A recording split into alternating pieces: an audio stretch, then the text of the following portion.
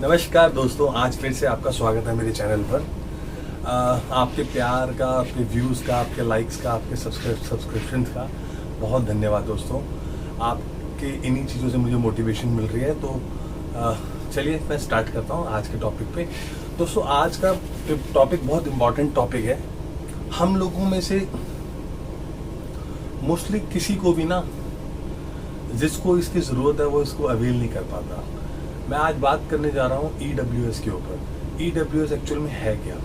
EWS एक तरह से स्टेट गवर्नमेंट्स के द्वारा दी गई एक ऐसी सुविधा है। जैसे मान लीजिए आप किसी भी कैटेगरी में नहीं आते, जैसे आप जनरल कैटेगरी में हैं, सिर्फ आप ना तो किसी शेड्यूल्ड कास्ट में, ना शेड्यूल्ड ट्राइब में, ना OBC में, किसी भी तरह के कोटे का अगर आप लाभ नहीं उठा रहे। अमूलन एक ऐसा कोटा स्टेट गवर्नमेंट ने बनाया है जिसको जाति के आधार पर ना बनाकर उसको आपकी इनकम के आधार पर बनाया है। इसीलिए इसको बोलते हैं EWS। EWS का फुल फॉर्म शॉर्ट तो EWS हो गया, फुल फॉर्म है इकोनॉमिकली वीकर सेक्शन। जो सेक्शन हमारी सोसाइटी का फाइनेंशियली इकोनॉमिकली कमज़ोर है, उस वर्ग के लिए ये बनाया गया है।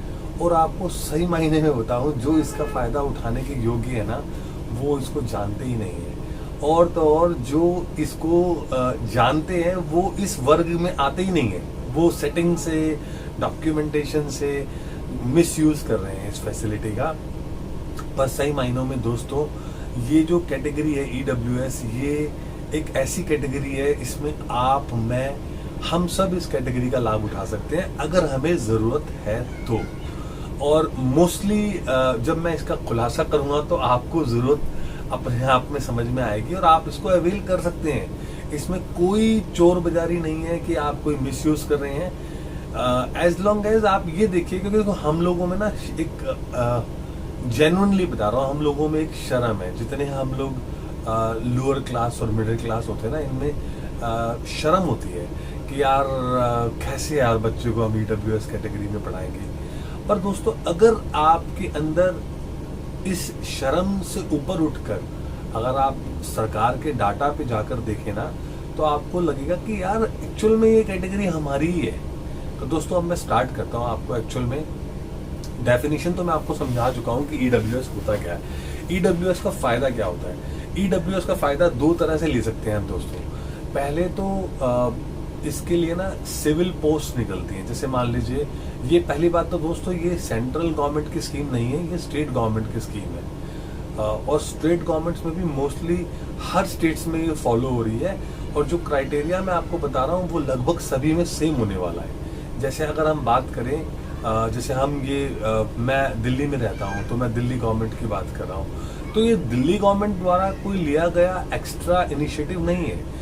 ये दिल्ली के अलावा अगर हम बाकी स्टेट्स की बात करें तो ये बिहार में है, छत्तीसगढ़ में है, पंजाब में है, हरियाणा में है, UP में है, उत्तराखंड में है, राजस्थान में है। तो ये एक ऑलरेडी अपरनिंग स्कीम है जो स्टेट गवर्नमेंट अपने अपने फंड से इस स्कीम को चलाती है, जिससे कि जो जनजातियां या जातियां रिजर्व हैं, जो जातियों के आधार पर रिजर्वेशन मिला हुआ है, उसके अलावा कुछ ऐसी वो बनाई गई रिजर्वेशन जो इनकम के आधार पे। और मैं एक्चुअल में दोस्तों देखो, मैं किसी भी चीज़ का पक्षधारी और विरोधी नहीं हूँ, क्योंकि ये कोई पॉलिटिसाइज वीडियो तो है नहीं और कोई ऐसा वीडियो नहीं है कि मैं किसी को क्रिटिसाइज या अप्रिशिएट करने के लिए ये वीडियो बना रहा हूँ। ये स्कीम ऑलरेडी अपरनिंग है। तो हमारी दिल्ली में कोई स्कीम ऐसी नहीं है कि ये केजरीवाल जी लाए हैं या ये मोदी गवर्नमेंट की स्कीम है। दोस्तों ये स्कीम पहले से अपरनिंग है और इस स्कीम के अंदर जो नया अपडेट आया है, वो अपडेट ये आया है, और वो अपडेट अभी नहीं आया, वो आए हुए भी काफ़ी टाइम हो गया, कि सबसे पहले ना इसमें हमें ये देखना होता है कि हमें क्या बेनिफिट मिलता है। अगर दिल्ली गवर्नमेंट की कोई जॉब निकलती है या किसी भी स्टेट गवर्नमेंट की जॉब निकलती है और आप उस स्टेट के रेजिडेंट हैं, जैसे स्टेट गवर्नमेंट आजकल अपनी स्टेट वालों को ही सबसे पहले प्रेफरेंस देती है जॉब में, तो आप वहाँ पे भी अगर आप एक जनरल कैटेगरी के हैं और आप अपनी इनकम के हिसाब से EWS आते हैं, मैं उसकी कैलकुलेशन बताऊंगा आप कैसे EWS में आते हैं या नहीं आते। तो आप सिविल पोस्ट जो भी निकलती है ना, सरकारी नौकरियां, उसमें आपको 10% का रिजर्वेशन मिलता है। अगर कहीं 100 जॉब निकली दिल्ली गवर्नमेंट की किसी भी डिपार्टमेंट में, तो 10 नौकरियां EWS कैटेगरी के लिए रिजर्व रखी गई। इसका मतलब यह है, अगर इनकम आपकी कम है और आप उस कैटेगरी में आते हैं, तो आप या आपका बच्चा जो भी उस सर्विस के लिए जा रहा है, एंट्रेंस देना चाह रहा है या क्वालिफाई हो जाता है, तो आप उस कैटेगरी का 10% रिजर्वेशन का फायदा उठा सकते हैं। आपके बच्चे को नौकरी मिलने की जो प्रोबेबिलिटी है वो 10% सिक्योर्ड हो जाती है। उसके अलावा जो दूसरा बेनिफिट है ना, उस बेनिफिट के लिए मैं ज़्यादा इंटरेस्टेड हूँ आप लोगों से बात करने के लिए, क्योंकि देखो आजकल नौकरी मिलेगी नहीं मिलेगी, बच्चा पहले पढ़ तो ले, पढ़ेगा तभी तो कुछ करेगा। तो पढ़ने के लिए आपको चाहिए बच्चे की स्कूलिंग, जो कि आज की डेट में आसान नहीं है। और क्योंकि लेटेस्ट में अभी कोरोना चल ही रहा है, तो कोरोना के बाद तो सभी की कमर टूट चुकी है।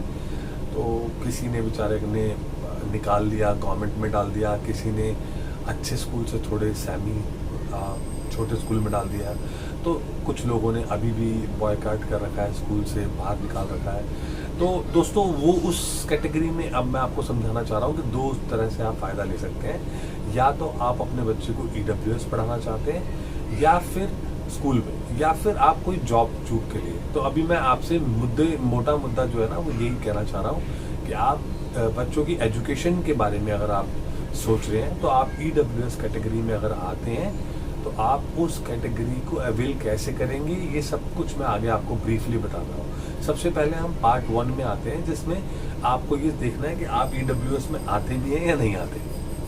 तो दोस्तों इसका एलिजिबिलिटी जिसको बोलते हैं कि आप इसके लिए योग्य हैं भी या नहीं, तो योग्यता कैसे चेक करेंगे? सबसे पहले आपको ये देखना पड़ेगा कि आप इस स्कीम के अंडर आते भी हैं या नहीं आते। जैसे मान लीजिए आप ऑलरेडी एक कैटेगरी का बेनिफिट उठा रहे हैं, शेड्यूल्ड ट्राइब का या OBC का, जिसको हम बोलते हैं और पिछड़ी हुई जातियाँ, जिनकी प्रोग्रेस नॉर्मल जातियों से थोड़ी कम हुई है, जैसे OBC बोलते हैं उसको, अदर बैकवर्ड कास्ट। या आप शेड्यूल कास्ट में आते हैं, जैसे बोलते हैं ना अनुसूचित जाति, जनजाति। इस तरह से जो अगर आप ऑलरेडी इस कैटेगरी का बेनिफिट उठा रहे हैं, SC ST या OBC का, तो दोस्तों ये स्कीम आपके लिए नहीं है। हाँ, ये उन भाइयों के लिए है जो जनरल कैटेगरी में आते हैं, और उन जनरल कैटेगरी में आने के बाद उनकी इकोनॉमिकली हालत जो है वो थोड़ी ख़राब है। अब ख़राब की दोस्तों कोई डेफिनेशन नहीं है। हम लोग तो 15, 20, 25, 30 हज़ार रुपये कमाने वाले भी अपने आप को ठीक समझते हैं, पर अगर आप गवर्नमेंट की दृष्टि से देखेंगे तो गवर्नमेंट ने बहुत अच्छे इंतज़ाम कर रखे हैं, बस हम लोग ना उस फैसिलिटी को अवेल नहीं कर पा रहे गवर्नमेंट के हिसाब से। अब आपको मैं बताने जा रहा हूँ, आप सब सरप्राइज रह जाएंगे। हम लोगों को ये मिसगाइड किया जाता है कि आपके पास BPL कार्ड होना चाहिए, येलो कार्ड, ये कार्ड, आपकी इनकम सालाना 1 लाख रुपए होनी चाहिए। बहुत सारे मिथ हैं, बट दीज आर मिथ, ये सब झूठ है। It's not the real thing. The real thing is as long as अगर आप साल के 1 लाख नहीं, 2 लाख नहीं, 3 नहीं, 4 नहीं, 5 भी नहीं, 6 भी नहीं, 7 भी नहीं, दोस्तों अगर आप 8 लाख रुपए सालाना तक कमा रहे हैं या उससे ऊपर कमा रहे हैं, मतलब 8 लाख तक नहीं, 8 लाख या 8 लाख से ऊपर कमा रहे हैं, तो आप इस सर्विस का फायदा नहीं ले सकते। अब दोस्तों 8 लाख को 12 महीनों में बांटो तो मेरे हिसाब से लगभग 65 से 70 के बीच में आप कमा रहे हैं। मतलब 65, 66 या 67 हज़ार रुपये महीने के अगर आप कमा रहे हैं, तो आप EWS कैटेगरी में आते हैं। अब यार हम इन जनरल बात करें, जो भी हम कमा रहे थे, अब तो कोरोना के बाद बेड़ा सभी का बंटाधार हो चुका है। तो हम लोग जो भी कमा रहे थे, तो अब तो आदमी 10, 15, 20, 25 तक ही सोच सकता है। ये 65, 70 लाख, 2 लाख ये तो मतलब ही नहीं है। तो दोस्तों अब इसके लिए पहली कंडीशन तो मैंने आपको बता दी कि आपको 8 लाख रुपए तक अगर आपकी सालाना इनकम है, पर वो सालाना इनकम किसको मानते हैं? ऑल सोर्सेज को मानते हैं। जैसे देखो दोस्तों, मैं तो फिलहाल एक ही काम करता हूँ, मैं ही काम करता हूँ, तो मेरे पास कोई ऐसा काम नहीं है कि कहीं और से रेवेन्यू आती हो, कोई और कंपनी डाल रखी हो, कोई और फैक्ट्री डाल रखी हो। तो एक तरह से इनकम जो है ना ऑल सोर्सेज की काउंट करेंगे, क्योंकि ये और स्टेट्स के अंदर भी स्कीम चल रही है। तो अब यहाँ ये देखना है कि आप इसको कैसे, कौन बंदा इसको अवेल नहीं कर सकता। पहला तो मैंने बता दिया, अगर आप 8 लाख से ज़्यादा कमाते हैं तो आप भूल ही जाइए यार, 65,000 रुपये कमाने वाली बंदा EWS कैटेगरी में आ रहा है, EWS कैटेगरी का बेनिफिट लेना चाह रहा है। तो मैं कहता हूँ वैसे ही शर्म करो दोस्तों, ओ भाइयों शर्म करो। मैं कह रहा हूँ तुम जेन्युइन डाटा तो वैसे देते नहीं हो, ITR भरते होगे 5 लाख की, कमाते होगे शायद 7 या 8 लाख रुपए, 9 लाख रुपए। उनको भी कह रहा हूँ शर्म करो मेरे भाइयों, शर्म करो मत, किसी और का हक खाओ यार। जिसके लिए स्कीम बनी है उसको अवेल करने दो मेरे भाइयों। यहाँ तो हमारी जैसे लोगों की हालत क्या है, 2 कमाते हैं सालाना की और 3 लाख या 4 लाख शो करते हैं हम।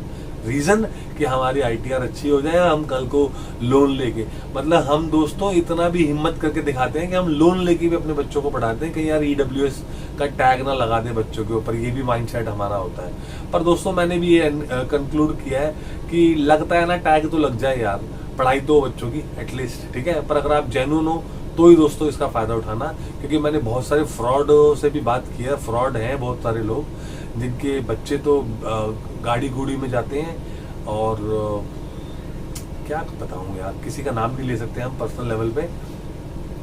अच्छी जॉब है उनकी यार, 2-2 लाख रुपए की सैलरी है, घर में लगभग सारे लोग कमाते हैं, उसके बावजूद भी उनकी भूख इतनी ज़्यादा है ना, and they are not ready to like. चलिए एनीवेज छोड़िए दोस्त, ये टॉपिक अलग तरफ चला जाएगा। अब हम शॉर्ट करते हैं इस बात को। और भी कुछ क्राइटेरिया है छोटा सा, वो भी मुझे लगता है आप में से कोई भी फिल नहीं करता होगा जो इस सर्विस को अवेल करना चाहता है। उसमें से क्या है कि अगर आपके पास 5 एकड़ या उससे ज़्यादा की एग्रीकल्चर लैंड है, क्योंकि एग्रीकल्चर लैंड का मतलब है, ये वीडियो सिर्फ दिल्ली वालों के लिए तो है नहीं, आप यूपी में, पंजाब में, बिहार में, छत्तीसगढ़ में, उत्तराखंड में, जहाँ पे भी ये स्कीम्स एप्लीकेबल है, अगर वहाँ पे आपके पास 5 एकड़ या 5 एकड़ से ज़्यादा की लैंड है, एग्रीकल्चर लैंड, तो आप इस स्कीम के लिए क्वालिफाई नहीं होते। तो मैं भी उन भाइयों को बोलूँगा शर्म करो यार, अगर 5 एकड़ से भी ऊपर की ज़मीन लेकर तुम एग्रीकल्चर लैंड लेके इस सर्विस का अवेल करोगे तो यार सच में यार ये तो अच्छी बात नहीं है दोस्तों। तो प्लीज़ यार ऐसा मत करना। दूसरा क्राइटेरिया क्या है दोस्तों कि अगर आप जिस भी एरिया में रहते हैं, जैसे हम दिल्ली में रहते हैं, तो दिल्ली में अगर आप रहते हैं और आपके पास 1000 स्क्वायर फीट, जिसको अगर हम कैलकुलेट करें तो लगभग 110, 111, 112 गज के करीब अगर आपके पास कोई प्लॉट है, तो दोस्तों आप भी स्कीम के लिए क्वालिफाई नहीं होते। तो दोस्तों मेरा मतलब है कि देखो 111 गज कोई कम नहीं होता। 111 गज का प्लॉट होना कहीं भी दिल्ली के किसी भी क्षेत्र में हो, अगर आपके पास प्लॉट है तो यार आप वैसे ही यार वेल्दी आदमी है और आपको ये स्कीम लेनी ही नहीं चाहिए। पर फिर भी देखिए लोग अवेल करते हैं, किसी की क्या मजबूरी मैं नहीं जानता। तो दोस्तों 111 गज का अगर आपके पास प्लॉट है तो आप इस स्कीम को अवेल नहीं कर सकते। उसके अलावा अगर आपके पास 100 गज या 100 गज का अगर आपके पास कोई ऐसा प्लॉट है जो आपका म्युनिसिपल एरिया में आता है, जैसे हम दिल्ली में हैं तो दिल्ली में यहाँ MCD चलती है, अगर आपके यहाँ MCD एरिया के अंदर 100 गज का मकान है और आपके यहाँ पे भी म्युनिसिपल तो हो रही है यार, तो म्युनिसिपल एरिया के अंदर अगर 100 गज का प्लॉट है आपके पास तो आप इस स्कीम के लिए क्वालिफाई नहीं करते। और अगर आपके पास म्युनिसिपल कॉर्पोरेशन नहीं लगता, ऐसे एरियाज का मुझे मालूम नहीं है दोस्त, पर आप खुद से जानते होंगे कि जहाँ म्युनिसिपैलिटी नहीं है, तो वो एरियाज के अंदर अगर आपके पास 200 गज का मकान है, और यहाँ मकान की बात हो रही है, फ्लोर की बात नहीं हो रही, तो आप ये बात को घबराना मत दोस्तों। हम में से तो मेरे को लगता है किसी के पास जो अवेल करने की सोच रहा होगा उसके पास तो नहीं है दोस्तों। 200 गज का अगर आपके पास प्लॉट है नॉन म्युनिसिपल एरिया में, जहाँ पे म्युनिसिपैलिटी नहीं है, वो बंदा भी इस स्कीम को अवेल नहीं कर सकता। तो दोस्तों एलिजिबिलिटी क्लियर कर दी। तो दोस्तों अगर मोस्टली आप ये देखिए कि जो 8 लाख वाला इनकम है वो इतना बड़ा दिया हुआ है इन्होंने कि लगभग हम में से सभी लोग इसको अप्लाई कर सकते हैं। तो अब हम आते हैं दोस्तों, इसके ऊपर आपकी फैमिली प्रॉपर्टी जो है वो इसमें फैमिली की 8 लाख रुपए इनकम काउंट होती है ऑल सोर्सेज से। अब ऑल सोर्सेज का मतलब है कि अगर आपके पास कोई एग्रीकल्चर इनकम आती है, या आपके पास कोई रेंटल इनकम आती है, या आपने कोई फार्मिंग बिजनेस किया हुआ है अपने काम के साथ, उससे कोई इनकम आती है, तो यहाँ ऑल इनकम्स की बात हो रही है। और इनकम कहाँ शो करोगे? जो 8 लाख रुपए की इनकम रखता होगा यार, वो इनकम टैक्स का डॉक्यूमेंट तो उसके पास जरूर होगा ना। तो यहाँ पे भी घबराने की जरूरत नहीं है। अगर आप ITR नहीं भरते और आपकी इतनी इनकम नहीं है, तो सबसे पहले तो मैं आपको एडवाइस करूंगा कि ITR भरना शुरू कीजिए। आपकी सालाना इनकम भले ही 2 लाख रुपए क्यों ना हो, आप ITR के दायरे में नहीं भी आ रहे हो तो दोस्तों ITR जरूर करिए। ITR एक तरह से सबसे पहले देश हित के लिए बहुत अच्छी चीज है। तो अब मैं यहाँ ज़्यादा नहीं बोलूँगा, पर ITR का मतलब यहाँ पे यही है कि ये आपको बहुत हेल्प करता है आगे फाइनेंशियल इंस्टीट्यूशन से फाइनेंस कराने में भी बहुत मदद मिलती है, और आपकी जेन्युइननेस भी दिखती है, इससे 1 नंबर की कमाई दिखती है आपकी। चलिए इस टॉपिक पे कभी हम और कोई वीडियो बनाएंगे तो उसमें बात करेंगे। तो अब आपको ये देखना है कि ये फैमिली प्रॉपर्टी जो है ना, उसकी फैमिली इनकम है ना, उसको देख रहे हैं। अब यहाँ फैमिली कौन है? देखिए जैसे मैं हूँ, मैं आई एम ऑलमोस्ट 42 ईयर्स। अब मैं तो किसी गवर्नमेंट सर्विस में जा नहीं सकता, ना मैं किसी पढ़ाई में जाके EWS का फायदा लेने वाला हूँ। तो ऑब्वियस सी बात है कि मेरी फैमिली कौन हुई? अब सही मायने में तो मेरे माँ बाप मेरी फैमिली हुई, बट आई एम 18+। तो 18+ के बाद फैमिली में माँ बाप को नहीं देखा जाएगा, आपके बच्चों को देखा जाएगा, आपकी बीवी को देखा जाएगा, या आपकी जो मतलब बच्चे ही हैं, मतलब मैं, मेरी वाइफ और मेरे बच्चे, ये मेरा परिवार गिना जाएगा। इसकी इनकम को देखा जाएगा कि आपकी जो इनकम है वो 8 लाख रुपए सालाना से यदि कम है तो आप इस स्कीम के लिए क्वालिफाई है। अब आप ये देखिए कि मतलब मैंने आपको समझा दिया कि एलिजिबिलिटी के अंदर, जैसे मेरा बेटा है, वो बड़ा बेटा या छोटा बेटा, वो इतना बड़ा तो है नहीं, 18 से ऊपर तो है नहीं, 18 से छोटा है। अगर उसको इनकम काउंट करवानी है अपनी फायदा लेने के लिए, तो वो अपने बाप की मतलब मेरी, या अपनी माँ की मतलब मेरी वाइफ की, तो मेरी इनकम प्लस मेरी वाइफ की इनकम प्लस मेरे बच्चों की इनकम, तो बच्चे तो मेरे कमा नहीं रहे। पर आजकल सही बात है कि 18 साल होना भी जरूरी नहीं है कमाई के लिए। आजकल बच्चे भाई साहब बहुत तरीके हैं कमाने के, बहुत सारे ऑनलाइन सर्वेज आते हैं, बच्चे उससे कमाई करते हैं। मैंने कुछ बच्चों को देखा भी है जो ऑनलाइन में सर्वे से कमाई करते हैं। प्लस यूट्यूबर है आजकल बच्चे, ब्लॉगर हैं, ब्लॉग डालते हैं, यूट्यूब डालते हैं, पैसिव इनकम जनरेट कर लेते हैं। पैसिव बोलिए या एक्टिव बोलिए, मतलब उनकी एक तरह से छोटी उम्र में भी इनकम आने लग जाती है। कोई बच्चे बड़े ब्यूटीफाई मतलब पिक्चर्स को अपनी बहुत अच्छे पोर्ट्रेट्स बनाते हैं, वो इमेजेस को बेचने लग जाते हैं अपनी, उनकी इमेजेस खरीद लेते हैं, कुछ वेबसाइट्स हैं। तो ये सब चीज़ें हैं दोस्तों, इनकम आजकल छोटे बच्चों की भी हो सकती है। तो मतलब जो बच्चा इस सर्विसेज को ले रहा है वो उसकी इनकम, उसके बहन भाइयों की इनकम जो 18 साल से छोटे हैं, और उसके पापा और उसकी मम्मी की इनकम, वो इनकम काउंट करते हैं। तो मेरे केस में I am the only one earning in the family, so my income what ever income it is, वो अगर 8 लाख से कम है सालाना, और वो भी 8 लाख से कम कहाँ पर? ITR में। जैसे मैंने बोला हमारा देश में थोड़ा 19-20 तो चलता है यार। अगर आप 10 लाख कमाते हैं और आप 7 लाख शो करते हैं तो वैसे तो जस्टिफाइड नहीं है, it is not ethical, but still जिसकी जैसी सोच, जिसकी जैसी भावना। चलिए एनीवेज दोस्तों, ये इन्फॉर्मेशन है आपके लिए कि आप मोस्ट ऑफ अस ये सर्विसेज को अवेल कर सकते हैं। इस सर्विसेज को कैसे अवेल करना है उसके लिए मैं आपको एक शॉर्ट वीडियो और बनाकर और अपडेट करूंगा दोस्तों। बहुत शुक्रिया आपका, बहुत बहुत धन्यवाद दोस्तों। मिलते हैं अगले वीडियो में। Thank you. अगर अच्छा लगा हो तो सब्सक्राइब कीजिए चैनल को और मुझे लाइक कीजिए। Thank you.